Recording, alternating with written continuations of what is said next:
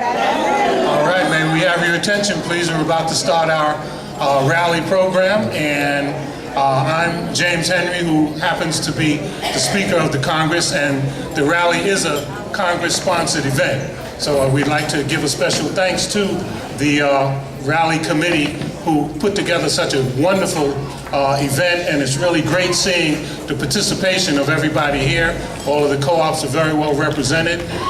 This is the first time in a while that our region has had an election for the board of directors, so we haven't had a rally, and for quite a few of us, including myself, this will be the first time. So it's a joyous moment. When you think of political type rallies and the hooping and the hollering, that's what we're going to do today. And if you look at your agenda, that's all in there. So again, we welcome you to our rally. We ask you to participate and cheer on our two candidates who are running. And let's just do what we have to do right now. We're going to hear from Mr. Gary Reynolds. Good morning, good afternoon. Now, as a member of CSI, you have a duty to make an informed decision on who will be the best choice to represent the Maryland region on the CSI Board of Directors. Remember, the board directs the business affairs of the cooperative. The ideal candidate should uphold CSI bylaws, be willing to learn, and eager to make a difference in the lives of the CSI members on a national level. Board members should be capable of envisioning CSI changes on a national level as well as locally. Today, we'll be hearing from two exceptional candidates, Carolyn and Ethel Young.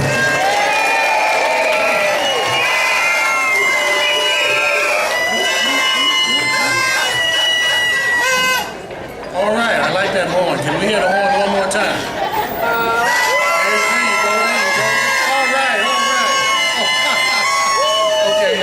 I'd like to have the two candidates to please come up to the podium. And what we're going to do is have a debate. And we're going to ask them questions, or a question will be put to them.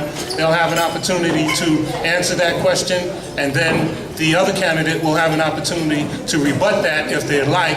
If not, we'll go on to another question. So bear with us while we do this, okay? And going to my notes, all right, we will now hear from the candidates in a debate-style forum. I will start by asking candidate one a question. She will have an opportunity to state her answer. The opposing candidate, number two, has an opportunity to rebut if she so chooses. And this is, I'm reading to you what I just said, so at least we know we got it this time, okay? So what I'd like to do is ask the first candidate, Carrie Alston, and the question to her is, why did you choose to run for the CSI Board of Directors? So I'd like for Carrie to come up and give an answer.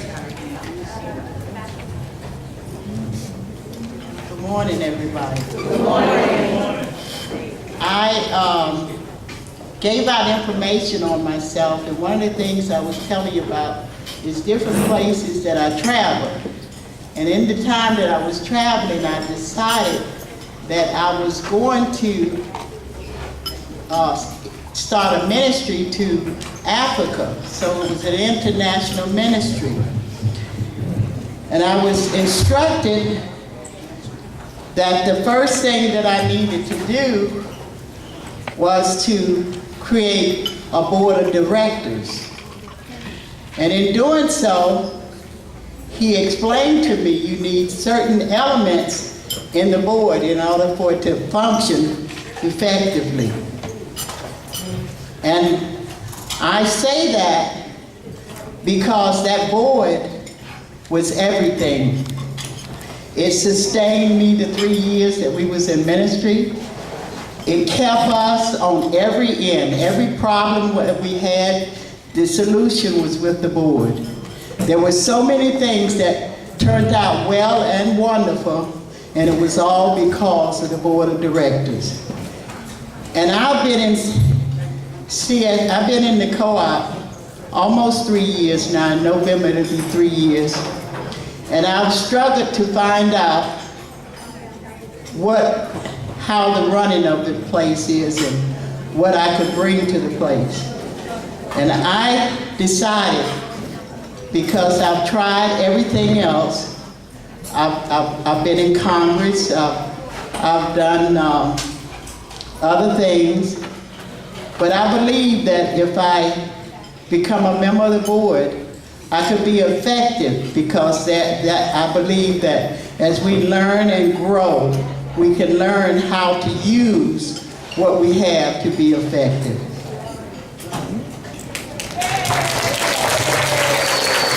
Thank you, Karen. Ethel, would you like to rebut Karen's statement? Then I would like to come up and ask you the same question. Why did you choose to run for the CSI Board of Directors? Good morning, everybody. I want to be on the board because I want to learn more. I've been vice president and president on lots of committees, but I know there's more to learn about the interworkings of the cooperative model. So this is why I decided that I wanted to be on the board. Very short and simple. Thank you very much for that. Now we'll go to question 2. And we're going to ask Ethel the first question. What do you see as CSI's greatest strength? Ethel? I think that the greatest strength for CSI is their dedication to providing affordable housing for seniors. That's what the greatest strength that I see for CSI. And Karen, would you like to rebut that statement, or can I ask you the same question? And I'd like you to come up, please, and ask you the same question.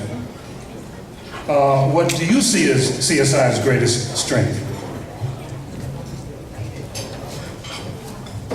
I appreciate CSI, but I mostly appreciate the fact that they are so supportive to help you to do whatever you need to do, to train you for any job that you have, to make you capable of doing whatever you desire to do.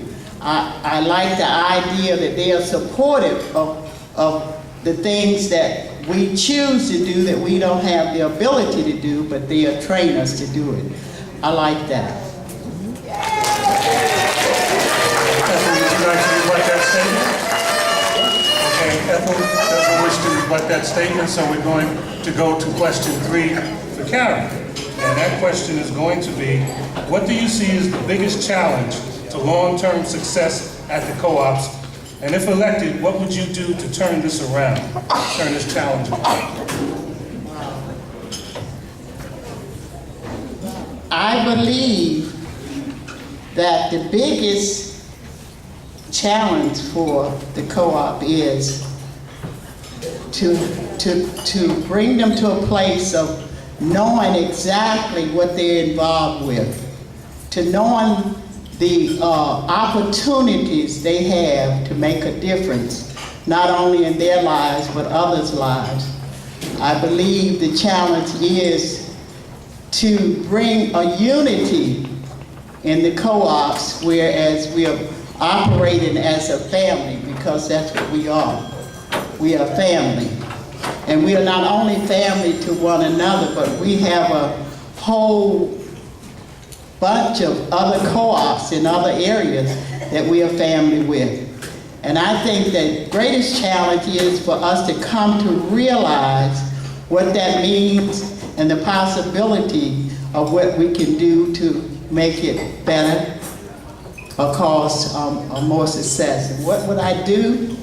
The only thing that I know to do about problems like that is communications.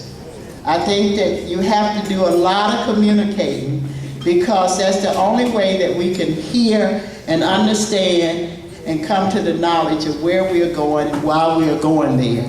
And I think that's important. We thank you for that answer. Ethel, would you like to rebut? Okay, and we'll go with Ethel for the third question again, which would be, what do you see as the biggest challenge to long-term success at the co-ops? And if elected, what would you do to turn this around? I think the biggest challenge is lack of volunteering. And I think what I would do to turn it around, I think more needs to be said during the interviewing process. I think a lot more needs to be said during the interviewing process. The most successful tool is the power of the ask. When you're asked, most of the time you get a yes. So you can explain to them how they can help by volunteering, how important it is of them keeping our building safe, clean, and affordable. During the interviewing process now, the word volunteer is mentioned a couple of times, but I really think it should be drawn out much more. I think it should be explained much more, emphasized more during the interviewing process. We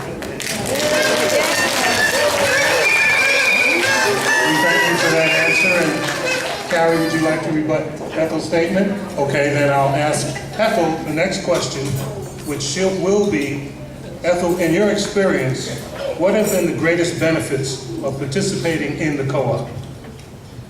Well, one of them is now. I would never thought that I would be standing in front of a bunch of people talking about myself. So it has made me become outgoing. This experience has made me become outgoing. And also, I've learned a lot of things, especially in maintenance. And I can't just tell you how much it makes me feel when I go to other co-ops and meet new people and make friends from other co-ops. So a bunch of wonderful people. So that's. I thank you for that. That was a very sincere answer. And Carrie, would you like to rebut? Okay, then let's call up Carrie for the same question. In your experience, what have been the greatest benefits of participating in the co-op? Carrie, will you state your answer?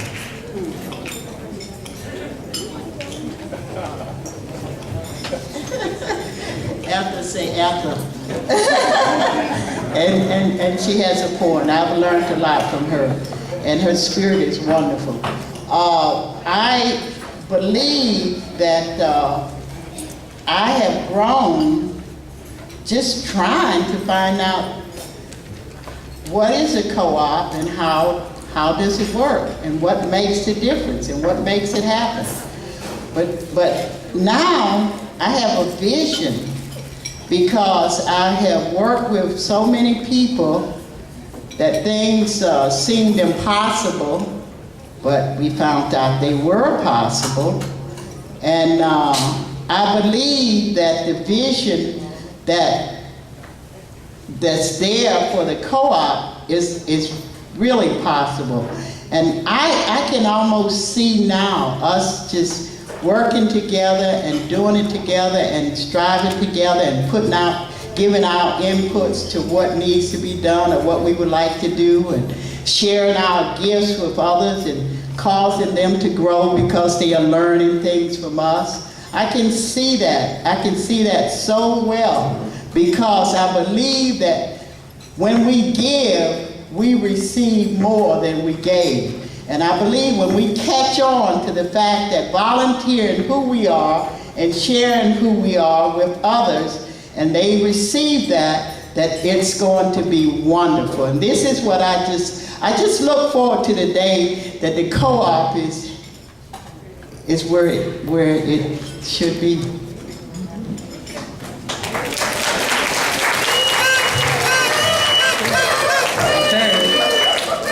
Everyone is focusing on the answers so you can evaluate our candidates when you get your ballot in the mail, because it has been mentioned that the response to the balloting over a period of time has only been 40%.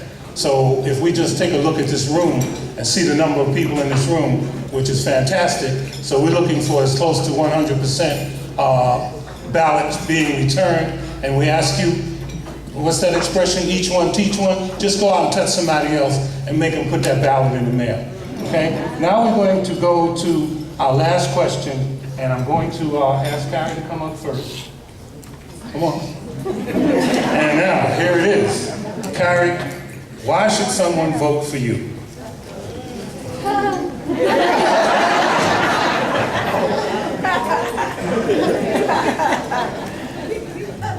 That's a good question. That's really a good question. I think people should vote according to what they think and feel, according to who they think that we are. And I could never place myself against another person and say I'm better. All I can tell you is I've learned a lot of things, I've experienced a lot of things, and I've cooperated in the co-op, and I have a vision for this, for the co-op. I really believe that things could be so different and go so good, but I can't make everybody see the things that I see, because you haven't been to the places that I've been. And the places that I've been has taught me that nothing is impossible. But right here, right now, I would like you to vote if you think that I'll bring something better to the co-op. If you don't feel that will happen, don't vote for me. Vote for who you think will bring something to the co-op. Okay? All right, and Ethel, would you like to respond to that, or would you like to come up and tell us why we should vote for you? Okay, we're going to ask that question of Ethel. Ethel, please come up and tell us why we should vote for you. Why they should vote for me is because I'm the most experienced person. Being on the board of directors, I will be a board member with intense dedication. We can't hear you.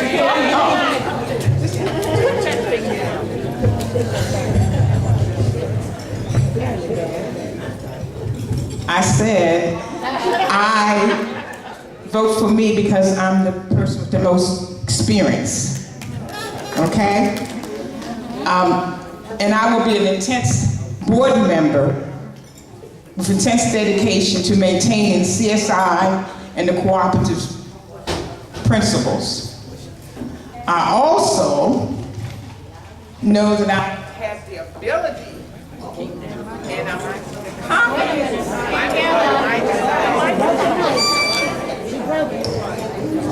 and the confidence that I can do whatever is asked of me as a board member.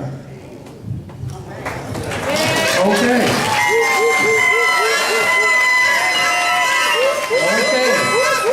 So now we have two great people running for the office to represent us from the Maryland region on the board of directors. And that concludes our presentation from the candidates. We thank you both.